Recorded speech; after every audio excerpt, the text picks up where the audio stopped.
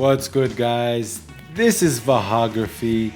I'm Vahagen, your rock and roll photographer. In this video, I am going to compare the modern 50mm lens to an older 50mm lens. In this corner, we have the 50mm Z 1.8 S lens, and in this corner, we have the 50mm 1.4 D lens. This lens right here is a mirrorless Z lens, and this is an F-mount Nikon lens meant to be used on a DSLR. Yes, this is a 1.4, this is a 1.8. However, we'll shoot them both at 1.8 and we'll see the results we get. And not only we're going to put the lenses head to head, we're going to see if shooting with the modern camera and shooting with an older camera makes a difference with the older lens. So we'll compare them both, we'll take some sample images and we'll put them head to head and we'll see what we get. Again, the 50mm Z 1.8 S lens and the 1.4 D lens. And by the way, guys, I did reviews on both of these lenses, so if you want to check it out, I'll put the link in the description below. I did a full-on review of both these lenses right here. But in this video, I'm going to put them head to head. Like I said, modern lens, modern camera, older lens, older camera. Now this D800 right here is the oldest camera that I can use today that I had in my hands.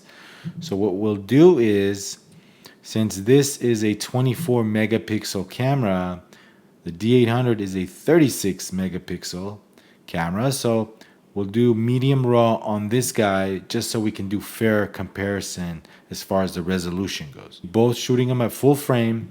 We'll do some sample images at 1.8. We'll do some other tests out in the field, taking some pictures, and we'll just have some fun with it. Alright guys, enjoy this video. Here we go. So obviously the Nikon Z6 is considered to be a modern digital camera. And like it or not, all indicators point at camera makers making mirrorless technology the future. The D800, although not being too old, it's not super modern. The D800 is a DSLR, and till this day I use it daily on photo shoots, events, studio shots, you name it. It's an awesome camera. It suits my needs and is definitely a keeper in my book. Behind me is a site of the Armenian Martyrs, Armenian Genocide Monument, located in Montebello, California. And I have both cameras with me.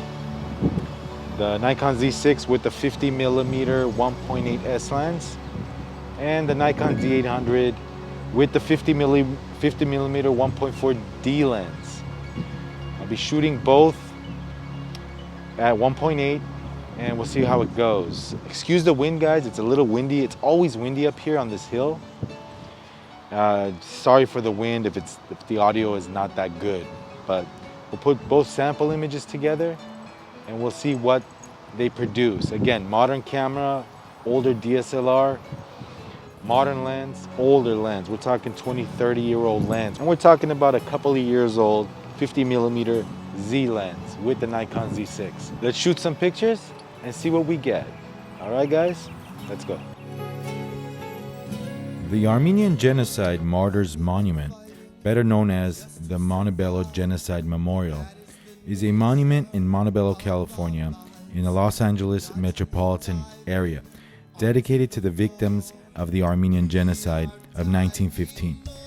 The monument opened in April of 1968, is a tower of 8 arches supported on 75-foot tall white concrete columns. The memorial was designed by Hrant Agababyan. It is the oldest and largest memorial in the United States dedicated to the Armenian Genocide victims. So I'm going to make sure that I have the settings correct in both cameras, identical settings, both cameras. So we're going to do ISO 100. You know what, let's do 6400 shutter speed at 1.8, ISO 100.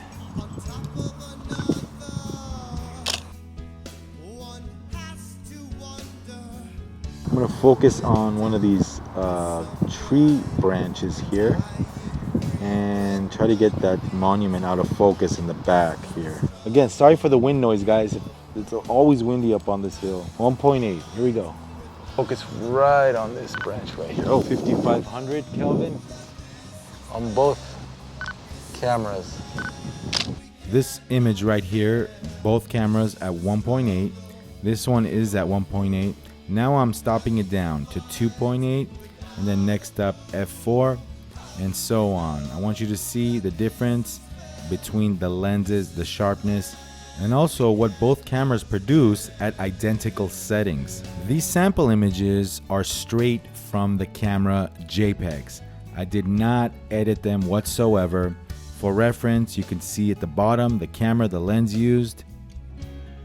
Yeah, this is probably the correct angle right here. My dad stood in the same spot almost 39 and a half years ago, 1982, almost 40 years ago, guys. Standing in the same exact spot. Of course, he's got the beautiful clouds. I don't. This is film 6x6. I actually did a slide video, put the link above, where we scan a bunch of slides, and this was one of them. So, and I'm gonna try to replicate that with the test that we're doing today. All right, guys? Yeah, I'm a little too close to the monument at a 50mm focal length, but we'll give it a shot.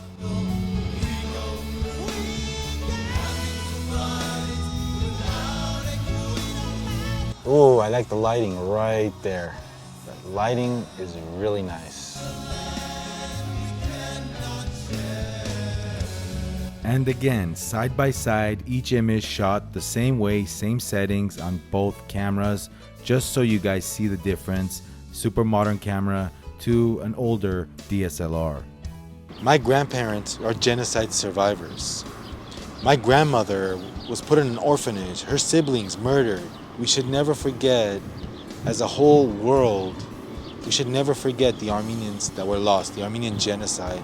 Let's not let history ever repeat itself. So I remember when I was a kid, like I said, my dad would bring me here every year. And as a boy, one year I remember I had my camera, 10 years old. I had my camera, my tripod, and a microphone. And I would have people talk about the Armenian genocide. This was almost over 3 decades ago. I remember I made a little video. It's on VHS somewhere. I don't remember where I put it, and to be back here decades later, 35 years later, with a camera, a tripod, and microphone, brings back a lot of memories as a kid growing up, just learning the camera and lens. You know, 10 years old. What does this button do? What does that button do? You know, back in the days, it was different back in the days, you know. I'm talking late 80s. We were all into video games, Nintendo. You know, nowadays with kids, you know, they're all into the phone and social media, TikTok, and they're growing up so quick, guys. But I cherish my youth. I cherish the times that I grew up. My dad instilled the love of photography in all the kids, you know. So at that time, mid to late 80s, I was just learning the lens, the camera. You know, my dad having cameras all around us, all when growing up, film. As a parent, if you have young kids, try to instill the love of photography. Start them young, you know. Start them young, because if it wasn't for photography and the love of photography my dad had and instilled in all of us, I don't think I'd be making these videos here. I don't think I'd even pick up a camera. I wouldn't even care. So instill that in your young kids. They'll love you for it.